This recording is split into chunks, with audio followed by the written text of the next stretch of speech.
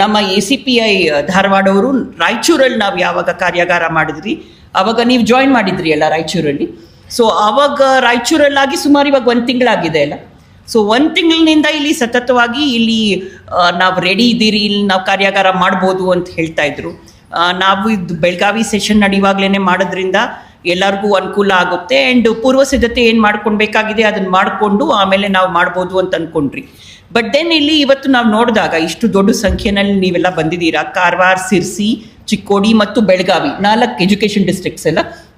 ಈ 4 ಏನು ಶೈಕ್ಷಣಿಕ ಜಿಲ್ಲೆಗಳಿದೆ ಅದರಿಂದ ಎಲ್ಲ ಮಾಸ್ಟರ್ ರಿಸೋರ್ಸ್ ಪರ್ಸನ್ಸ್ ಆಗಿ ಸಬ್ಜೆಕ್ಟ್ ಟೀಚರ್ಸ್ ನೀವು ಇವಾಗ ಬಂದಿರೋದು ಇಲ್ಲಿ ನಮಗೆ ತುಂಬ ಪ್ರೋತ್ಸಾಹ ಕೊಡ್ತಾ ಇದೆ. ಆ್ಯಂಡ್ ನೋಡಿ ನಿಮಗೆಲ್ಲ ನಮಗೆ ತುಂಬ ಸಂತೋಷ ಆಗ್ತಾ ಇದೆ. ನಿಮ್ಮಲ್ಲಿನೂ ಅಷ್ಟೇ. ಇವಾಗ if U C last years results Sirsi ಆಮೇಲೆ ಕಾರವಾರಲ್ಲಿ ಇನ್ ಅ ವೇ ಸ್ವಲ್ಪ ಅಲ್ಲಿ ಜನರಲಿನೇ ತುಂಬ ಚೆನ್ನಾಗಿಯೇ ನಮಗೆ ಫಲಿತಾಂಶ ಬರ್ತಾ ಇದೆ. ಬಟ್ ಆಗಿದ್ರೇನು ನಾವು ನೋಡಿದಾಗ ಪ್ರತಿ ಸತಿ ನಮಗೆ 80% ಬಂದರೆ ತುಂಬ ಚೆನ್ನಾಗಿ ಅಂತ ನಾವು ಹೇಳೋಕ್ಕಾಗುತ್ತಾ? ಇನ್ನು 20% ಎಲ್ಲಿ ಹೋಗಿದ್ದಾರೆ ಅಂತ ನಾವು ಕೇಳಲೇಬೇಕಾಗುತ್ತೆ ನಮ್ಮ ಪ್ರಶ್ನೆ. ಅದೇ ರೀತಿ ನಾವು ರಾಜ್ಯದ ಹಂತದಲ್ಲಿ ನೋಡಿದಾಗ 68% ಬಂದರೆ ಇನ್ನು ಉಳಿದಿದ್ದವ್ರು ಎಲ್ಲಿ ಹೋಗಿದ್ದಾರೆ ಅಂತ ನಾವು ನೋಡಬೇಕಾಗಿದೆ. ಸೊ ಈ ಫಲಿತಾಂಶ ನಾವು ನೋಡಿದಾಗ ಯಾವಾಗಲೂ ನಾವು ಮಾತಾಡೋದು ಬರೀ ಮೆರಿಟಲ್ಲಿ, ಅಂದರೆ ಯಾರಿಗೆ 625 ಬಂದಿದೆ ಅವ್ರ ಬಗ್ಗೆ ನಾವು ಯೋಚನೆ ಮಾಡಬೇಕಾ ಅಥವಾ ಯಾರು ಹಿಂದೆ ಉಳಿದೋಗಿದ್ದಾರೆ ಅವ್ರ ಬಗ್ಗೆ ನಾವು ಯೋಚನೆ ಮಾಡಬೇಕಾ? This is something that the department, ಅಂದರೆ ನಮ್ಮ ಇಲಾಖೆ ಅದ್ರ ಬಗ್ಗೆ ಸ್ವಲ್ಪ ಆತ್ಮಾವಲೋಕನೆ ಮಾಡ್ಕೊಳ್ಬೇಕಾಗಿದೆ. ಪ್ರತಿ ವರ್ಷ ನಮ್ಮ ಇಲಾಖೆಯಲ್ಲಿ ಅಂದರೆ PUC ಆಮೇಲೆ SSLC 2 ಸೇರ್ಪಡೆ ಮಾಡಿದ್ರೆ ಸುಮಾರು 4 to 5 ಲಕ್ಷ ಯುವಕರು ನಮ್ಮ ಜೊತೆನೇ ಉಳ್ಕೊಂಡು ಬಿಡ್ತಾರೆ. 2ನೇ ಎಕ್ಸಾಮ್ ಮಾಡಿದಾಗಲೂ ಸಹ 100% ಅಲ್ಲಿ ಹಾಜರಾತಿ ಇರೋದಿಲ್ಲ, 3ನೇ ಎಕ್ಸಾಮಲ್ಲೂ ಇರೋದಿಲ್ಲ. ಸೊ ಈ ಯುವಕರೆಲ್ಲ ಎಲ್ಲಿ ಹೋಗ್ತಾ ಇದ್ದಾರೆ? Human capital of Karnataka building blocks ನಮ್ಮ ಇಲಾಖೆನೇ ಮಾಡೋದು. ತುಂಬ ಅತ್ಯಂತ ಇಂಪಾರ್ಟೆಂಟ್ ರೋಲ್ ನಮಗೆ ಇರೋದು. ಸೊ ಈ ಇಂಪಾರ್ಟೆಂಟ್ ರೋಲ್ನ ನಾವು ಚೆನ್ನಾಗಿ ನಿಭಾಯಿಸ್ಬೇಕಂತ ಹೇಳಿದ್ರೆ ಹ್ಯೂಮನ್ ರಿಸೋರ್ಸಸ್ ಏನಿದೆ ಅವ್ರನ್ನ ನಾವು ಸರಿಯಾಗಿ ತಯಾರು ಮಾಡಬೇಕಾಗಿದೆ. ನಾವು ಲಾಸ್ಟ್ ಟೈಮ್ ನೋಡಿದಾಗ ಸೋಷಿಯೋ ಇಕನಾಮಿಕ್ ಚಾಲೆಂಜಿಂಗ್ ಬ್ಯಾಕ್ಗ್ರೌಂಡ್ಸಿಂದ ಬಂದಿರೋ ವಿದ್ಯಾರ್ಥಿಗಳೇ ಹೆಚ್ಚಿನ ಸಂಖ್ಯೆಯಲ್ಲಿ ನಮ್ಮ ಸರ್ಕಾರಿ ಶಾಲೆಗಳಲ್ಲಿ ಇರ್ತಾರೆ. ಅಂತಹ ವಿದ್ಯಾರ್ಥಿಗಳಲ್ಲೇ ನಾವು 40% ಅಷ್ಟು ಫೇಲ್ ಆಗೋ ರೀತಿಯಲ್ಲಿ ನಾವು ನಡ್ಕೊಂಡ್ರೆ it is not at all justified, isn't it? So ನಾವು ಇಲಾಖೆಯಲ್ಲಿ ಏನು ಮಾಡ್ಬೋದು ಇದ್ರ ಬಗ್ಗೆ ಅಂತ ನಾವು ಯೋಚನೆ ಮಾಡಿದಾಗ KCAB ಕಡೆಯಿಂದಾನೇ ಸುಮಾರು ಸುಧಾರಣಾತ್ಮಕ ಕ್ರಮಗಳು ಏನು ತಗೊಳ್ಬೇಕು, ಬೇರೆ ಬೇರೆ ರಾಜ್ಯಗಳಲ್ಲಿ ಯಾವ ರೀತಿ ಇದು ಮಾಡ್ತಾ ಇದ್ದಾರೆ ಅದನ್ನು ನೋಡಿಕೊಂಡು ಈ ವರ್ಷ ನಾವು ಯಾವ ರೀತಿ ಪ್ರಯತ್ನ ಪಡಬೇಕು ಅಂತ ಸುಮಾರು 3-4 ತಿಂಗಳಷ್ಟು ಅಲ್ಲಿ ಕೆಲಸ ಆಗಿದೆ. ಅಲ್ಲಿ ಸರಿಯಾಗಿ ವಿಚಾರಣೆ ಮಾಡಿ ಅಕ್ಕಪಕ್ಕ ರಾಜ್ಯಗಳಲ್ಲಿ ಏನು ಮಾಡ್ತಾ ಇದ್ದಾರೆ, ನಮ್ಮ ಸಮಾನ ಏರಿಯಾ ಇರೋ ರಾಜ್ಯಗಳಲ್ಲಿ ಏನು ಮಾಡ್ತಾ ಇದ್ದಾರೆ, ಮಹಾರಾಷ್ಟ್ರ ಇರ್ಬೋದು, ತಮಿಳ್ನಾಡು ಇರ್ಬೋದು, ಆಂಧ್ರ ಪ್ರದೇಶ ಇರ್ಬೋದು, ವೆಸ್ಟ್ ಬೆಂಗಾಲ್ ಇರ್ಬೋದು, ಬಿಹಾರ್ ಇರ್ಬೋದು, UP ಇರ್ಬೋದು, ಇಂಥ ಎಲ್ಲ ರಾಜ್ಯಗಳದ್ದು ಅಧ್ಯಯನ ಮಾಡಿ ನಾವು 2-3 ಕ್ರಮಗಳನ್ನ ಈ ವರ್ಷ ತಗೊಂಡಿದ್ದೀರಿ. ಅದ್ರ ಬಗ್ಗೆ ನಿಮ್ಗೆ ಈಗಾಗಲೇ ಮಾಹಿತಿ ಇದೆ.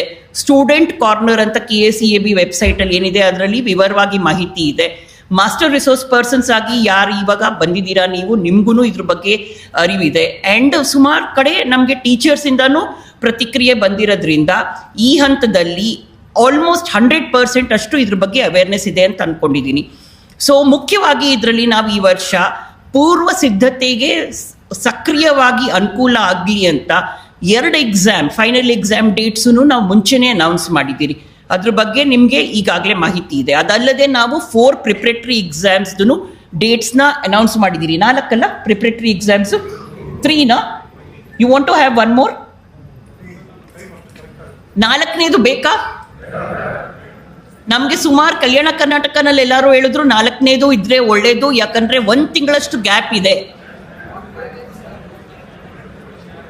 ಓಕೆ ಸರಿ, 3 ಪ್ರಿಪ್ರೇಟರಿ ಎಕ್ಸಾಮ್ದು ಡೇಟ್ಸ್ ಈಗಾಗಲೇ ನಾವು ಅನೌನ್ಸ್ ಮಾಡಿದ್ದೀರಿ. ಅದ್ರ ಡೇಟ್ಸು ನಿಮಗೆ ಗೊತ್ತು. ಅದಲ್ಲದೆ 4 ಮಾಡೆಲ್ ಕ್ವೆಶ್ಚನ್ ಪೇಪರ್ಸ್, ಅದ್ರ ಬಗ್ಗೆ ಎಲ್ಲರಿಗೂ ಮಾಹಿತಿ ಇದೆ ಅಲ್ಲ. 4 ಮಾಡೆಲ್ ಕ್ವೆಶ್ಚನ್ ಪೇಪರ್ಸ್ದು ಸಹ ಸಬ್ಜೆಕ್ಟ್ ವೈಸ್ ಎಲ್ಲ ಪಬ್ಲಿಷ್ ಆಗಿದೆ. ಅದಲ್ಲದೆ ತುಂಬ ಮುಖ್ಯವಾಗಿ ಈ ಸತಿ ನಾವು ಬ್ಲೂ ಪ್ರಿಂಟ್ನ ಪಬ್ಲಿಷ್ ಮಾಡಿದ್ದೀರಿ. ಇಷ್ಟು ತನಕ ಅನ್ಅಫಿಷಿಯಲ್ ಆಗಿ ನಿಮಗೆ ಬ್ಲೂ ಪ್ರಿಂಟ್ದು ಮಾಹಿತಿ ಇರ್ತಾ ಇತ್ತು. ಆ್ಯಂಡ್ ಕಳೆದ ವರ್ಷ ನಾವು ರಿಸಲ್ಟ್ ಏನಕ್ಕೆ ಆ ಪ್ರಕಾರ ಇದೆ ಅಂದರೆ ಎಲ್ಲರೂ ನಮಗೆ ಬ್ಲೂ ಪ್ರಿಂಟ್ ಚೇಂಜ್ ಮಾಡಿಬಿಟ್ರು ಅಂತ ಹೇಳಿದ್ರು. ಸೊ ಬ್ಲೂ ಪ್ರಿಂಟ್ ಚೇಂಜ್ ಆಯಿತು ಅಂದರೆ ಬ್ಲೂ ಪ್ರಿಂಟ್ ಎಲ್ಲಿತ್ತು ಅಂತ ನಮ್ಮ ಪ್ರಶ್ನೆ ಇತ್ತು. ಬ್ಲೂ ಪ್ರಿಂಟ್ ಎಲ್ಲ ಅನಧಿಕೃತವಾಗಿ ಅನ್ಅಫಿಷಿಯಲ್ ಆಗಿ ನಿಮಗೆ by way of common knowledge blue print ನಿಮ್ಮ ಹತ್ರ ಇತ್ತು ಅಂತ ನಮಗೂ ಗೊತ್ತಾಯಿತು. ಸೊ ಅದನ್ನು ಏನಕ್ಕೆ ನಾವು ಅಧಿಕೃತವಾಗಿ ಮಾಡಬಾರ್ದು ಅಂತ ಅಂದ್ಕೊಂಡ್ರಿ. ಸೊ ಅಧಿಕೃತವಾಗಿ ಮಾಡ್ಬೇಕಂತ ಹೇಳಿದ್ರೆ ಪ್ರಶ್ನೆ ಏನು ಬಂತಂತ ಹೇಳಿದ್ರೆ ದೆನ್ ನಮ್ಮ ಹತ್ರ ಯಾವುದೇ ರೀತಿಯ ಕ್ವೆಶ್ಚನ್ ಬ್ಯಾಂಕೇ ಇಲ್ಲ ಅಂತ. ಸೊ ಸಿನ್ಸ್ ನಾವು ಲೆಸನ್ ಬೇಸ್ಡ್ ಅಸೆಸ್ಮೆಂಟ್ ಸಿಸ್ಟಮ್ ತಂದಿದ್ರಿ ಈ ಸತಿ ಅಕ್ರಾಸ್ ಆಲ್ ಕ್ಲಾಸಸ್, ಅದೇ ರೀತಿ ಆ lesson based assessment exhaustive question bank ತಯಾರಾಗಿರೋದ್ರಿಂದ ಆಮೇಲೆ ಅದರಿಂದಾನೇ ನೀವು ಹಂತ ಹಂತವಾಗಿ ನೀವು ಏನು FAಗಳು ಮಾಡ್ತಾ ಇದ್ರಿ, ಏನು ನೀವು ಕ್ಲಾಸ್ ಟೆಸ್ಟ್ ಮಾಡ್ತಾ ಇದ್ರಿ ಪ್ರತಿ ಚಾಪ್ಟರ್ ಆಗಿದ್ಮೇಲೆ ಇನ್ನು non social science subjects and non poem ಇಲ್ದಿರ ಅಂತ ಇಂಗ್ಲಿಷ್ ಲ್ಯಾಂಗ್ವೇಜ್ ಲೆಸನ್ಸಲ್ಲಿ. ಸೊ ಅದನ್ನು ನಾವು ಬೇಸ್ ಥರ ಇಟ್ಕೊಂಡು ಬ್ಲೂ ಪ್ರಿಂಟ್ ಮಾಡಿದ್ರಿ. ಬಟ್ ನೀವು ಪ್ರಶ್ನೆ ಕೇಳ್ಬೋದು ಅವಾಗ ಮತ್ತೆ ಬರೀ ಎಕ್ಸಾಸ್ಟಿವ್ ಕ್ವೆಶ್ಚನ್ ಬ್ಯಾಂಕಲ್ಲೇ ಎಲ್ಲ ಬರುತ್ತಾ ಅಂತ. ಅದನ್ನು ಡೈರೆಕ್ಟರ್ KSEAB ಆಮೇಲೆ ಚೇರ್ಪರ್ಸನ್ KSEAB ಆನ್ಸರ್ ಮಾಡ್ತಾರೆ. ಬಟ್ ದೆನ್ ಬ್ಲೂ ಪ್ರಿಂಟ್ 100% ಅಡ್ಹಿಯರ್ ಆಗುತ್ತೆ. ನಾವು ಏನಕ್ಕೆ ಬ್ಲೂ ಪ್ರಿಂಟ್ ಮಾಡಿದ್ರಿ, ಎಲ್ಲ ವಿದ್ಯಾರ್ಥಿಗೂ ಸಮಾನ ಅವಕಾಶ ಕೊಡಬೇಕು. ಅವರು ಪ್ರೈವೇಟ್ ಸ್ಕೂಲ್ ಇರ್ಬೋದು, ಗ್ರಾಂಟಿನೇಟ್ ಸ್ಕೂಲ್ ಇರ್ಬೋದು, ಅಥವಾ ನಮ್ಮ ಸರ್ಕಾರಿ ಶಾಲೆಯಲ್ಲಿ ಅವರು ಓದ್ತಾ ಇರ್ಬೋದು, ಪ್ರತಿಯೊಬ್ಬರಿಗೂ ಸಮಾನ ಅವಕಾಶ ಕೊಡಬೇಕು. ಯಾಕಂದರೆ ಪರೀಕ್ಷೆ ಇದು ಯಾವುದೇ ರೀತಿಯ ಕಾಂಪಿಟೇಟಿವ್ ಎಕ್ಸಾಮಿನೇಷನ್ ಅಲ್ಲ. ನೀವೆಲ್ಲ ಸೀನಿಯರ್ಸು, ಎಲ್ಲ ಶಿಕ್ಷಕರಿಗೂ ಗೊತ್ತಿರುತ್ತೆ ಕಾಂಪಿಟೇಟಿವ್ ಎಕ್ಸಾಮ್ ಮತ್ತು ಕ್ವಾಲಿಫೈಯಿಂಗ್ ಎಕ್ಸಾಮ್ಗೆ ಏನು ವ್ಯತ್ಯಾಸ ಅಂತ. ಈ ಬ್ಲೂ ಪ್ರಿಂಟು ನಾವು ಕೊಟ್ಟಿರೋದು ಆ ಕಾರಣಕ್ಕೇನೆ. ಏನೇ ಇದ್ರೇನು ಎಕ್ಸಾಮಿನೇಷನ್ ವ್ಯವಸ್ಥೆನಲ್ಲಿ ಟ್ರಾನ್ಸ್ಪರೆನ್ಸಿ ಇರಬೇಕು, ಅಕೌಂಟಬಿಲಿಟಿ ಇರಬೇಕು. Isn't it? ನಮಗೆ ವೇರಿಯಬಲ್ಸ್ ಗೊತ್ತಿದ್ರೆ ನಾವು ಅದಕ್ಕೆ ತಯಾರಾಗ್ಬೋದು. ಇವಾಗ ನೀವು ಸಿವಿಲ್ ಸರ್ವಿಸ್ ಎಕ್ಸಾಮೇ ತಗೊಳ್ಳಿ, KS ಎಕ್ಸಾಮೇ ತಗೊಳ್ಳಿ, ನಿಮಗೆ ಯಾವ ರೀತಿ ಪ್ರಶ್ನೆ ಪತ್ರಿಕೆಯಲ್ಲಿ ಪ್ರಶ್ನೆಗಳು ಬರುತ್ತೆ ಅಂತ ಒಂದು ಅಟ್ಲೀಸ್ಟ್ ಎವ್ರಿಬಡಿ ನೋಸ್ ಯಾವ ರೀತಿ ಬರುತ್ತೆ ಅಂತ, ಆ ರೀತಿ ತಯಾರಾಗ್ಬೋದು. ನಿಮಗೆ ಯಾವ ರೀತಿ ತಯಾರು ಮಾಡಬೇಕು, ನಿಮಗೆ ಫಿನಿಶಿಂಗ್ ಲೈನ್ ಯಾವುದಂತ ಗೊತ್ತಿಲ್ದಿರ ಇದ್ರೇ ತಯಾರು ಹೇಗೆ ಮಾಡೋಕ್ಕಾಗುತ್ತೆ? ಆ ನಿರ್ದಿಷ್ಟ ನಿಶ್ಚಿತತೆನ ನಾವು ಈ ಸತಿ ತೊಗೊಂಡು ಬಂದಿದ್ದೀರಿ. Level playing field, transparency in the entire examination process and accountability. Accountability ಯಾರ್ದು? ಯಾರ accountability? KSEAB's accountability and teachers accountability. Isn't it? KSEAB ಏನಕ್ಕಂತ ಹೇಳಿದ್ರೆ ಅವರು ಪರೀಕ್ಷೆನ ನಡೆಸ್ತಾ ಇದ್ದಾರೆ. ಅವ್ರು ಯಾವ ಮಾನದಂಡಗಳ ಮೇಲೆ ಪರೀಕ್ಷೆ ನಡೆಸ್ತಾ ಇದ್ದಾರೆ, ಯಾವುದೇ ರೀತಿಯ ಗೂಗ್ಲೀಸ್ ಹಾಕಬಾರ್ದು. ಅಂದರೆ ಪ್ರಶ್ನೆ ಪತ್ರಿಕೆ ತಯಾರಿಕೆ ಮಾಡೋರು ಅವ್ರ ಬುದ್ಧಿವಂತಿಕೆಯನ್ನು ಪ್ರಶ್ನೆ ಪತ್ರಿಕೆಯಲ್ಲಿ ತೋರಿಸಬಾರ್ದು. ಏನು ಸಿಲೆಬಸ್ಸಲ್ಲಿದೆ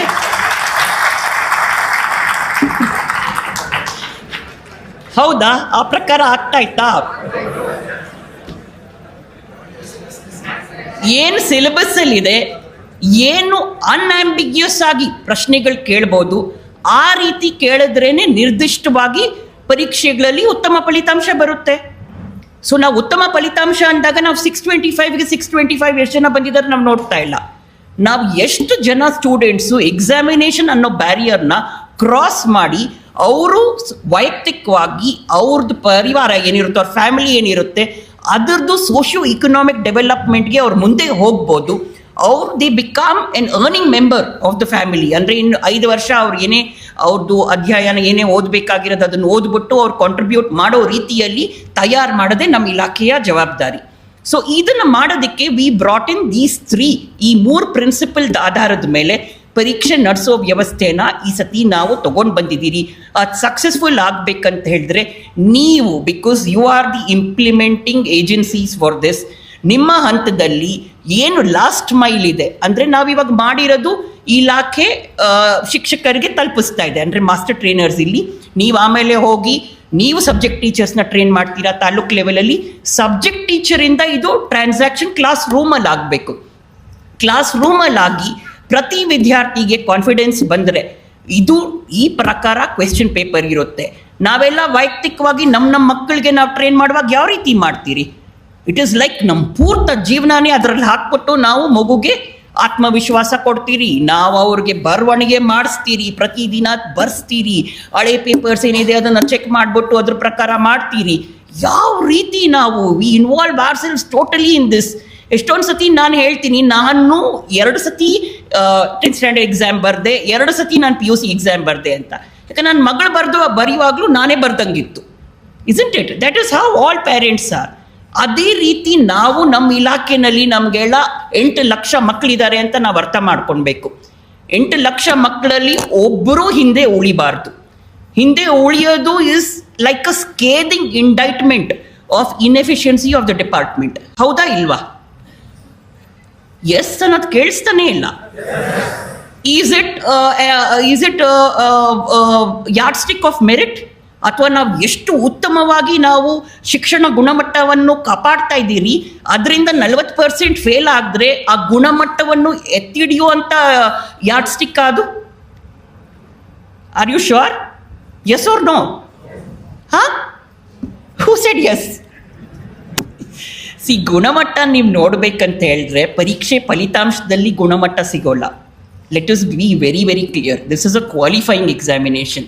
ಗುಣಮಟ್ಟ ನೀವು ಅಧ್ಯಯನ ಮಾಡಬೇಕಂದ್ರೆ ಲರ್ನಿಂಗ್ ಔಟ್ಕಮ್ಸ್ ಆಧಾರದ ಮೇಲೆ ನಾವು ಮೌಲ್ಯಮಾಪನ ಮಾಡಬೇಕಾಗುತ್ತೆ. And that is a continuous process. ಆ ಪ್ರಾಸೆಸ್ ನಮಗೆ ಪ್ರೈಮರಿನಲ್ಲಿ ಶುರು ಆಗ್ಬಿಟ್ಟು ಹೈಯರ್ ಎಜುಕೇಷನಲ್ಲಿ ಎಲ್ಲಿದೆ ಅಲ್ಲಿ ಎಂಡ್ ಆಗುತ್ತೆ. ಏನು ಗುಣಮಟ್ಟ ಇದೆಯಾ ಇಲ್ವಾ ಅಂತ ನಮಗೆ ಹೈಯರ್ ಎಜುಕೇಷನಲ್ಲಿ ಅದು ಗೊತ್ತಾಗೋದು.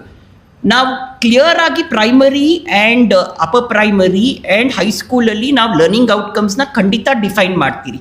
ಲರ್ನಿಂಗ್ ಔಟ್ಕಮ್ಸ್ನ ಡಿಫೈನ್ ಮಾಡಿ ಸತತವಾಗಿ ಏನು ಮೌಲ್ಯಮಾಪನ ಆಗುತ್ತೆ ನಮ್ಮ FASಲ್ಲಿ, ಥ್ರೂ ಆರ್ FAS ನಾವು ಅದನ್ನು ಅಸೆಸ್ಮೆಂಟ್ ಮಾಡ್ಬೋದು. ಬಟ್ SSLCನಲ್ಲಿ ನಾವು ಗುಣಮಟ್ಟನ ನಾವು ಅಧ್ಯಯನ ಮಾಡ್ತೀರಿ ಅನ್ನೋದು ಸರಿನಾ ತಪ್ಪಾ? ತುಂಬ ತಪ್ಪು. ಒಂದು ಎಕ್ಸಾಮಲ್ಲಿ ಎಂಟೈರ್ ಶಿಕ್ಷಣದ ವ್ಯವಸ್ಥೆದು ಗುಣಮಟ್ಟನ ಅಧ್ಯಯನ ಮಾಡೋದಕ್ಕೆ ಸಾಧ್ಯನೇ ಇಲ್ಲ. So let us be very clear about what N SSLC exam is. SSLC exam is a qualifying examination. ಆ ಮಗು ಆ ಪರೀಕ್ಷೆನ ಬರೆದು ಇನ್ನು ಮುಂದೆ ಪರೀಕ್ಷೆಗಳು ಬರೆಯೋದಕ್ಕೆ ಅರ್ಹತೆನ ಪಡ್ಕೊಳುತ್ತೆ. ಹೌದಾ ಇಲ್ವಾ? ಅದನ್ನು ಅರ್ಥ ಮಾಡ್ಕೊಳ್ಳಿ. ಆ್ಯಂಡ್ ನಮ್ಮ ಬಗ್ಗೆ ನಮಗೇನೆ ತುಂಬ ಸುಪೀರಿಯಾರಿಟಿ ಕಾಂಪ್ಲೆಕ್ಸ್ ಇರಬಾರ್ದು. ಸರ್ಟನ್ಲಿ ನಾವು we actually are the building blocks of human resource development. Human capital ಏನಿದೆ ಬಿಲ್ಡಿಂಗ್ ಬ್ಲಾಕ್ಸ್ ನಾವೇ. ನಮ್ಮ ಶಿಕ್ಷಕರು ಯಾರಿದ್ದಾರೆ ನೀವೇ ಅದರದ್ದು ಕೆಲಸ ಮಾಡ್ತೀರಾ. But you must also understand that ಅಕೌಂಟಬಿಲಿಟಿನೂ ನಿಮ್ಮ ಹಂತದಲ್ಲಿದೆ. ಯಾವುದೇ ಮಗು ನಮ್ಮ ಜೊತೆನೇ ಉಳ್ಕೊಂಡು ಬಿಟ್ರೆ ಎಲ್ಲಿ ಹೋಗ್ತಾರ ಮಕ್ಕಳು? 15 ವರ್ಷ 16 ವರ್ಷ ಎಂಟೈರ್ ಸೊಸೈಟಿ ಫೇಲ್ ಆಗಿರೋ ಮಗು ಅಂತ ಹೇಳ್ಬಿಡುತ್ತೆ. ಫೇಲ್ ಆಗಿರೋ ಮಗುಗೆ ಎಷ್ಟು ರೆಸಿಲಿಯನ್ಸ್ ಇರಬೇಕು, ಎಷ್ಟು ಇನ್ನರ್ ಸ್ಟ್ರೆಂತ್ ಇರಬೇಕು, ಮತ್ತೆ ಅವ್ರು ವಾಪಸ್ ಬಂದು ಅದೇ ಪರೀಕ್ಷೆನ 1 ತಿಂಗಳಲ್ಲಿ ಮತ್ತೆ ಬರೆಯೋದಿಕ್ಕೆ ಆ ಥರದ ವ್ಯವಸ್ಥೆ ಇದೆಯಾ ನಮ್ಮಲ್ಲಿ? ಅವ್ರು ಬರುವಂಥ ಫ್ಯಾಮಿಲಿ ಬ್ಯಾಕ್ಗ್ರೌಂಡ್ಸಲ್ಲಿ ಆ ಥರದ ವ್ಯವಸ್ಥೆ ಇದೆಯಾ? ಇಂಪ್ರೂವ್ಮೆಂಟ್ಗೆ ಬರೆಯೋದು 2ನೇ ಎಕ್ಸಾಮ್ ತುಂಬ ಈಸಿ. ಹೌದಾ ಇಲ್ವಾ? ಬಿಕಾಸ್ ಅವ್ರಿಗೆ ಅದಿರುತ್ತೆ, ಆ ಛಟ್ ಇರುತ್ತೆ. ನಾನು ಇಷ್ಟು ಬರಬೇಕಾಗಿತ್ತು ಬಂದಿಲ್ಲ, ಮತ್ತೊಂದು ಸತಿ ನಾನು ಟ್ರೈ ಮಾಡ್ತೀನಿ ಅಂತ. ಬಟ್ ಯಾರು ತೇರ್ಗಡೆ ಆಗಿಲ್ಲ ಅವ್ರಿಗೆ 2ನೇ ಸತಿ ಬರೆಯೋದಕ್ಕೆ ಅವಕಾಶ ಕೊಟ್ರೇನು ಅವಕಾಶ ತಗೊಂಡಷ್ಟು ಸಾಮರ್ಥ್ಯ ಇರುತ್ತಾ? ರೆಸಿಲಿಯನ್ಸ್ ಇರುತ್ತಾ? ಅದನ್ನು ನೀವು ದಯವಿಟ್ಟು ನೀವನ್ನ ಪ್ರಶ್ನೆ ಮಾಡ್ಕೊಳ್ಬೇಕು ನೀವು. ಸೊ ಫಸ್ಟ್ ಎಕ್ಸಾಮಲ್ಲಿ 100% ರಿಸಲ್ಟ್ಸ್ ತಗೊಳೋದು ನಮ್ಮ ಗುರಿ ಆಗಿರಬೇಕು. 100% ರಿಸಲ್ಟ್ ಅಂತ ಹೇಳಿದ್ರೆ ನೀವು no child should be left behind. ಅದನ್ನೇ that is the entire motto on which you have to work. ನೀವಿವಾಗ ಕಾನ್ಫಿಡೆನ್ಸ್ ಕೊಡ್ತೀರಾ ವಾಪಸ್ ಹೋಗ್ಬಿಟ್ಟು ಬ್ಲೂ ಪ್ರಿಂಟ್ ಆಧಾರದ ಮೇಲೆ ಯಾವ ರೀತಿ ಪ್ರಶ್ನೆಗಳು ಬರುತ್ತೆ, ಮಾಡೆಲ್ ಕ್ವೆಶ್ಚನ್ ಪೇಪರ್ಸ್ನ ಸತತವಾಗಿ ಅಭ್ಯಾಸ ಮಾಡಿಸ್ತೀರಾ, ಪ್ರತಿದಿನ ಬರೆಸ್ತೀರಾ. ಇಂಗ್ಲೀಷ್ ಮತ್ತು ಕನ್ನಡ, ನಮ್ಮಲ್ಲಿ ಕನ್ನಡ 125 ಮಾರ್ಕ್ಸ್ಗೆ ಇರೋದ್ರಿಂದ ಹೆಚ್ಚು ಅಭ್ಯಾಸ ಮಾಡಿಸ್ಬೇಕಾಗಿರೋದ್ರಿಂದ ಕನ್ನಡದಲ್ಲೇ ಫೇಲ್ ಆಗಿ ಮಕ್ಕಳು ಫೇಲ್ ಆಗ್ತಾ ಇದ್ದಾರೆ. So that is also something very sad. ನಮ್ಮ ಮಾತೃಭಾಷೆ, ನಮ್ಮ ರಾಜ್ಯದ ಭಾಷೆ, ಅದರಲ್ಲಿ ಮಕ್ಕಳು ಫೇಲ್ ಆಗಿ ಪರೀಕ್ಷೆ ಫೇಲ್ ಆಗ್ತಾ ಇದ್ರೆ ತುಂಬ ತುಂಬ ಅದು ಕಷ್ಟ ನಮಗೆ ಸಹಿಸೋದು. ಸೊ ಹೋಗಿ ಬರೆಸ್ತೀರಾ ನೀವು? ಯಾರಿಗಾದ್ರೂ ಡೌಟ್ ಇದೆಯಾ ಈ ಪ್ರಕಾರ ಮಾಡಬಾರ್ದು ಅಂತ? ಬರೆಸ್ತಾ ಇದ್ದೀರಿ, ಅಭ್ಯಾಸ ಮಾಡಿಸ್ತಾ ಇದ್ದೀರಿ, ಲಾಸ್ಟ್ ಮೈಲಲ್ಲಿ ಅವ್ರಿಗೆ ಹೋಗೋದಕ್ಕೆ ದಾರಿ ತೋರಿಸ್ತಾ ಇದ್ದೀರಿ. ಆ ದಾರಿ ತೋರಿಸುವಾಗ ನಿಮಗೆ ಅದ್ರ ಬಗ್ಗೆ ಯಾವುದೇ ರೀತಿಯ ದ್ವಂದ್ವತೆ ಇರಬಾರ್ದು. ನಿಮಗೆ ಅದ್ರ ಬಗ್ಗೆ ಏನೇ ಹಿಂಜರುಗು ಅಥವಾ ನೀವು ಹೆಸಿಟೇಟ್ ಮಾಡಬಾರ್ದು. CAB ಅವರು ನಿಮಗೆ ಹೇಳ್ತಾರೆ ನಾವು ಡಿಸ್ಟ್ರಿಕ್ಟ್ ವೈಸ್ ರ್ಯಾಂಕಿಂಗ್ ಕೊಡಲ್ಲ, ನಾವು ಸ್ಕೂಲ್ ವೈಸ್ ರ್ಯಾಂಕಿಂಗ್ ಕೊಡ್ತೀವಿ. ಆಮೇಲೆ ಯಾವ್ಯಾವ ಶಾಲೆಗಳು 100% ರಿಸಲ್ಟ್ ನಮಗೆ ಕೊಡುತ್ತೆ, ಖಂಡಿತ ಅಲ್ಲಿ ನಾವು ಟೀಚರ್ ಇನ್ಸೆಂಟಿವೈಸೇಷನ್ ಪ್ರೋಗ್ರಾಮ್ ತೊಗೊಂಡು ಬಂದಿದ್ದೀರಿ. ಶಾಲೆಗೂ ನಾವು we will reward the school also. ಆಮೇಲೆ ನಾವು ಅಲ್ಲಿ ಟೀಚರ್ಸ್ ಯಾರು 100% ರಿಸಲ್ಟ್ ತೊಗೊಂಡು ಬರೋದಕ್ಕೆ ಶ್ರಮಿಸಿದ್ದಾರೆ ಅಂಥವ್ರಿಗೂ ನಾವು ರೆಕಗ್ನಿಷನ್ ಕೊಡ್ತೀರಿ. ಇನ್ಸೆಂಟಿವೈಸೇಷನ್ ಪ್ರೋಗ್ರಾಮ್ ಸದ್ಯದಲ್ಲೇ ನಾವು ತೊಗೊಂಡು ಬರ್ತಾ ಇದ್ದೀರಿ. ನಿಮ್ಮ ಕಡೆ ಎಲ್ಲರಿಂದನೂ ನಮಗೆ ಆಶ್ವಾಸನೆ ಬೇಕಿವತ್ತು ದ್ಯಾಟ್ ನೀವು ಹೋಗ್ಬಿಟ್ಟು ನೀವು 100% ಇದ್ರ ಮೇಲೆ ನೀವು ಕಾನ್ಸಂಟ್ರೇಟ್ ಮಾಡಿ ನೀವು ಕೆಲಸ ಮಾಡಿ. You will make all our students confident. ಅವ್ರಿಗೆ ಯಾವುದೇ ರೀತಿಯ ಪ್ರೆಷರ್ ಇಲ್ದಿರ ಅವ್ರ ಪರೀಕ್ಷೆ ವ್ಯವಸ್ಥೆಯಲ್ಲಿ ಹಾಜರಾಗಿ, ನಮಗೆ ಹಾಜರಾತಿ ಈಸ್ ಆಲ್ಸೋ ವೆರಿ ಇಂಪಾರ್ಟೆಂಟ್. ನೀವೆಲ್ಲ ಲೆಕ್ಕ ತೋರಿಸ್ತೀರಾ, ಬಟ್ ಆ ಲೆಕ್ಕಕ್ಕೆ ನಾವು ವಾಪಸ್ಸು ಸ್ಕೂಲ್ ವೈಸ್ ಬಂದರೆ there is a difference of 10 ಅಲ್ಲ, ಅಟ್ಲೀಸ್ಟ್ 10ರಿಂದ 20 ಡಿಫ್ರೆನ್ಸ್ ಇದ್ದೇ ಇದೆ. ನಾವು ಈ ಸತಿ ನಿಮಗೆ ಕೇಳ್ತೀರಿ ಎಲ್ಲಿ ಆ ಮಕ್ಕಳೆಲ್ಲ ಅಂತ. Let us be very clear. ಈ ಸತಿ ಮಕ್ಕಳು ಎಲ್ಲಿ ಹೋಗ್ತಾ ಇದ್ದಾರೆ, ಇರೋ ಮಕ್ಕಳೆಲ್ಲ ನೋಂದಣಿ ಆಗ್ತಾ ಇದ್ದಾರಾ, ಇರೋರು ಯಾರಾದರೂ ನೋಂದಣಿ ಆಗ್ತಾ ಇದ್ದಾರಾ? ಸೊ ಅದ್ರ ಬಗ್ಗೆನೂ ನಾವು ನೋಡಬೇಕು. ಸೊ ಅಕೌಂಟಬಿಲಿಟಿ ಸ್ಟೇಟ್ಮೆಂಟ್ ಈ ಸತಿ is very clear. It starts with us and it ends with you. So ಆ ರೀತಿ ನಾವು ಮಾಡ್ತಾ ಇರೋದ್ರಿಂದ 100% ಆಗಿ ನೀವು ಇನ್ವಾಲ್ವ್ ಆಗಿ ನೀವು ಇದ್ರ ಬಗ್ಗೆ ಏನೇ ನಿಮಗೆ ಡೌಟ್ಸ್ ಇದ್ರೂ ಇವತ್ತು individual subject wise workshop class ರೂಮ್ಸಲ್ಲಿ ನೀವು ಕೇಳ್ಬೋದು. ನಾವು ಅಲ್ಲಿ ಬರ್ತೀರಿ, ಅಲ್ಲಿ we can talk further. Thank you.